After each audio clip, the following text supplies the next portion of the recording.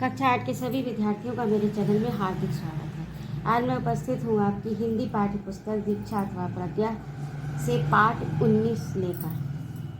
तो आइए इस पाठ को पढ़ते हैं।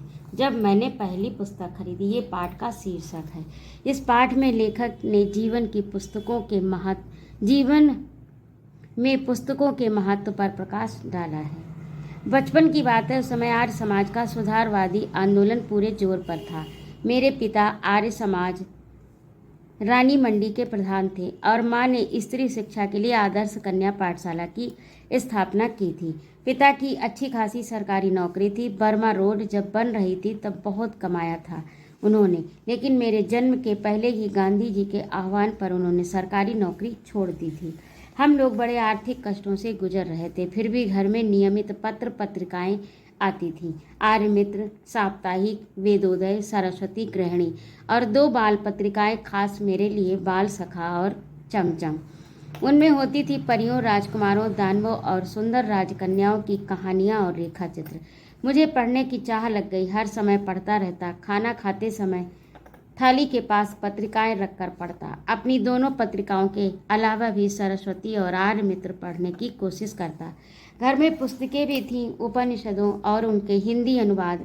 सत्यार्थ प्रकाश के खंडन मंडन वाले अध्याय पूरी तरह समझ में नहीं आते थे, पर पढ़ने में मजा आता था। मेरी प्रिय पुस्तक थी स्वामी दयानंद की एक जीवनी, रोचक शैली में लिखी हुई, अनेक चित्रों से सुसज्जित।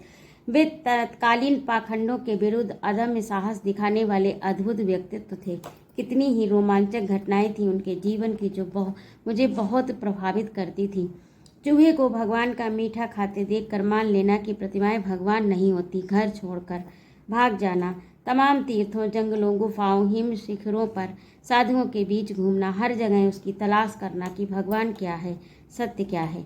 जो भी समाज विरोधी, मनुष्य विरोधी मूल्य हैं, उन्हें रूढ़ियाँ हैं, उनका खंडन करना, अंत में अपने हत्यारे को क्षमा कर उसे सहारा देना, ये सब मेरे बाल मन को बहुत रोमांचित करता, यानी अच्छा लगता। माँ स्कूल पढ़ाई की पर जोर देती, चिंतित रहती, लड़का कक्षा की किताबें नहीं पढ़ता, पास कैसे होगा, कहीं खुद साधु बनकर फिर से भाग गया तो। पिता कहते जीवन में यही पढ़ाई काम आएगी, पढ़ने दो। मैं स्कूल नहीं भेजा गया। शुरू की पढ़ाई के लिए घर पर मास्टर रखे गए। पिता नहीं चाहते थे कि नासमझ उम्र में मैं गलत संगत में पढ़कर गाली गलौज सीखूं, बुरे संस्कार ग्रहण करूं। अतः स्कूल में मेरा नाम तब लिखाया गया जब मैं कक्षा 2 तक की पढ़ाई घर पर कर चुका था। तीसरे दर्जे में भर्ती हुआ। उस दिन शाम को पिता उंगली पकड़कर मुझे घुमाने ले गए। लोकनाथ की एक दुकान से ताज़ा अनार का शरबत मिट्टी के कुल्हड़ में पिलाया और सर पर हाथ रखकर बोले, वायदा करो कि पाठ्यक्रम की किताबें भी इतने ही ध्यान से पढ़ोगे, माँ की चिंता मिटाओगे। उनका आशीर्वाद था या मेरा जी तोड़ परिश्रम की तीसरे चौथे में मेरे अच्छे नंबर आए। 5वें दर्जे में तो मैं फर्स्ट आया। माँ ने आंसू भरकर गले लगाया। पिता मुस्कुराते रहे, कुछ बोले नहीं। अंग्रेजी में मेरे नंबर सबसे ज़्यादा थे, अतः स्कूल से ही इनाम में 2 अंग्रेजी किताबें मिली। एक में 2 छोटे बच्चे घोंसलों की खोज में बागों और कुंजों में भटकते हैं। इस बहाने पश्चिम की जातियाँ, उनकी बोलियाँ, उनकी आदतों की जानकारी उन्हें मिलती है।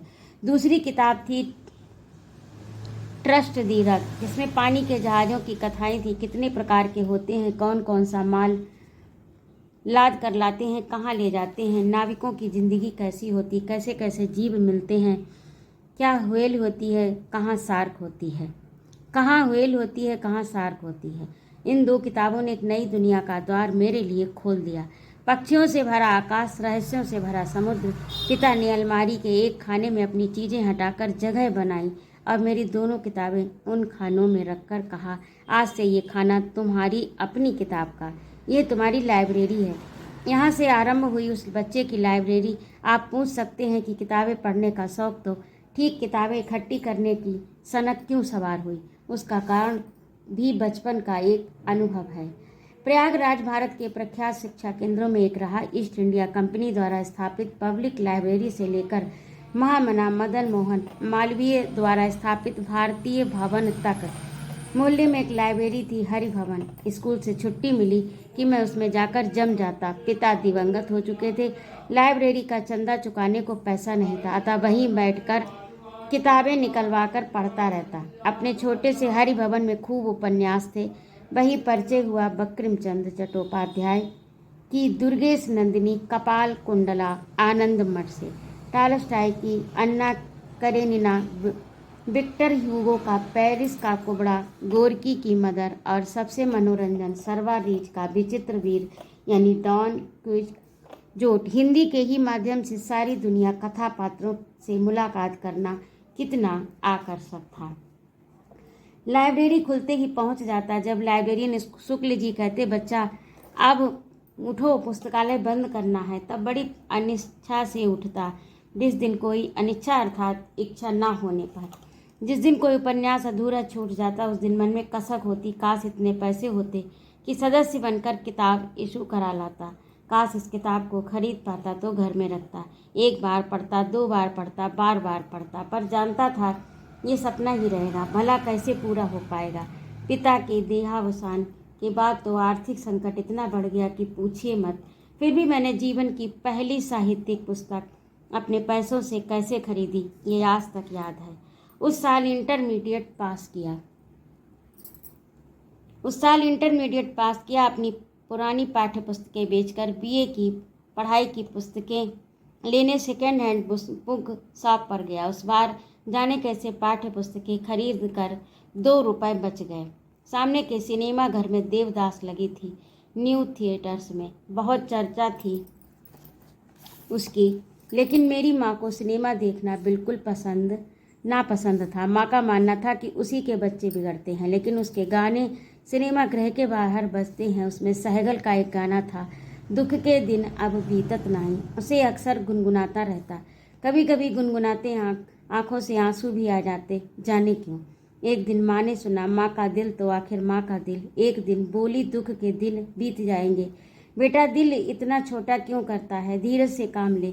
जब उन्हें मालूम हुआ कि यह तो फिल्म देवदास का गाना है, तो सिनेमा की घोर विरोधी माँ ने कहा, अपना मन क्यों मारता है, जाकर पिक्चर देखा, पैसे मैं दे दूंगी। मैंने माँ को बताया कि किताबें बेचकर 2 रुपए मेरे पास बचे थे। वे 2 रुपए लेकर माँ की सहमति से फिल्म देखने गया। पहला शो छूटने में देर थी। पास में अपनी परिचित किताब की दुकान थी, वहीं चक्कर लगाने लगा। सहसा देखा काउंटर पर एक पुस्तक रखी है, देवदास, लेखक शरत चंद्र चट्टोपाध्याय, दाम केवल 1 रुपया। मैंने पुस्तक उठाकर उल्टी पलटी तो पुस्तक विक्रेता बोला, तुम विद्यार्थी हो, यहीं अपनी पुस्तकें बेचते हो, हमारे पुराने ग्राहक हो, तुमसे अपना कमीशन नहीं लूँगा, केवल 10 आने में ये किताब दे दूँगा। मेरा मन पलट गया, कौन देखे 1.5 रुपए में पिक्चर। 10 आने में देवदास खरीदी। जल्दी जल्दी घर लौट आया। 2 रुपए में से बचे 1 रुपया 6 आना माँ के हाथ में रख दिए। अरे तू लौट कैसे आया, पिक्चर नहीं देखी? माँ ने पूछा। नहीं माँ, फिल्म नहीं देखी, ये किताब ले आया, देखो। माँ की आंखों में आंसू आ गए। खुशी के थे या दुख के, ये नहीं मालूम। वह मेरे अपने पैसों से खरीदी मेरी अपनी निजी लाइब्रेरी की पहली किताब थी। तो ये था आज का पाठ। इसको लिखा है धर्मवीर भारती ने। पद्मश्री धर्मवीर भारती का जन्म 25 दिसंबर सन 1926 ईस्वी को इलाहाबाद, वर्तमान प्रयागराज में हुआ था। इलाहाबाद विश्वविद्यालय से MA डी फिल करने के पश्चात यहीं हिंदी विभाग में प्राध्यापक नियुक्त हुए और धर्मयुग साप्ताहिक पत्रिका के संपादक होकर मुंबई चले गए। धर्मवीर भारती नई कविता के श्रेष्ठ कवि, उपन्यासकार, कहानीकार, निबंधकार हैं। अंधा युग इनका गीत नाट्य तथा कनुप्रिया 7 गीत वर्ष, ठंडा लोहा इनके काव्य संग्रह हैं। गुनाहों का देवता, सूरज का 7वां घोड़ा जैसे इनके उपन्यासों की हिंदी में बहुत चर्चा है। गुल की बन्नो, बंद गली का आखिरी मकान आदि कहानियों का हिंदी की नई कहानी में विशिष्ट स्थान है।